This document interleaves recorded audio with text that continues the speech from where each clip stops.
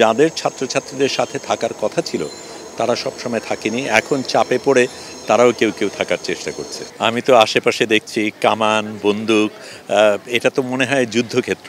চোখের সামনে যে অত্যাচারগুলি তাদের উপর হয়েছে এটা সত্যিকার অর্থে নিন্দনীয়। এই আন্দোলনের বর্তমান যে পরিস্থিতি, এই পরিস্থিতি সম্পর্কে আপনার মতামত কি? একটা ন্যায্য আন্দোলন, সেটা নিয়ে ছাত্রছাত্রীরা প্রতিবাদ করেছেন এবং যখন শুরু করেন তখন কিন্তু তারা নিরস্ত্র ছিলেন। তাদের উপর এরকমভাবে হামলা করা হয়, শুধু হামলা করা হয় না, আমি নিজেই যখন গতকালকে ঢাকা মেডিকেল কলেজের ওদিকে গেলাম, তারপরে আসার পথে দেখি পুলিশ পাহারা দিচ্ছে, সব কিছু করছে, তাদের কি ভূমিকা ছিল দেখে আমি অবাক।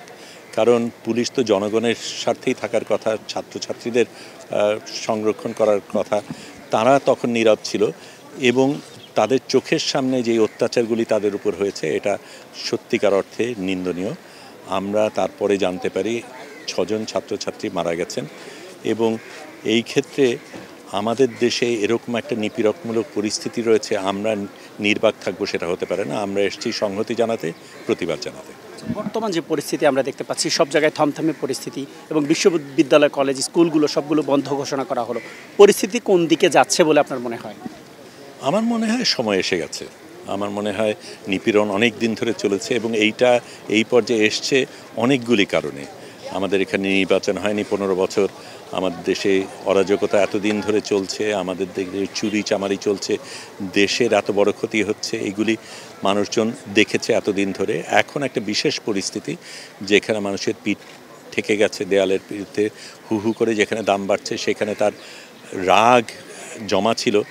এই আন্দোলনটা সেটাকে বিস্ফোরণ ঘটিয়েছে এবং আমি মনে করি না এখন এখান থেকে ফেরার সুযোগ রয়েছে। আরেকটা বিষয় আমার জানার ইচ্ছে আছে, সেটা হচ্ছে যে আসলে আন্দোলনে কি এখন শুধুমাত্র সাধারণ শিক্ষার্থীরাই আছে, নাকি অন্য কোনো মহল, অন্য কোনো চক্র এখানে অংশগ্রহণ করে এটাকে অন্যদিকে দাবিত করার চেষ্টা করছে? আপনার কি মনে হয়?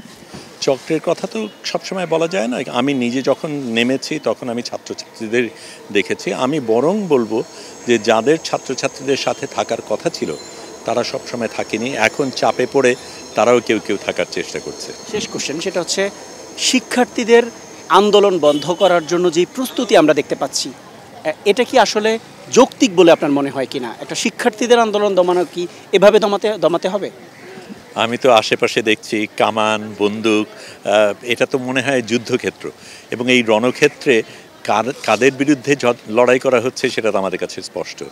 একটা নিপীড়ক সরকার যখন সাধারণ মানুষের প্রতি এরকম আগ্রাসন করে তখন তার এরকম কোনো কিছু থাকতেই হয়, কারণ তার বৈধতা নাই। বৈধতা থাকলে এটার প্রয়োজন থাকতো না।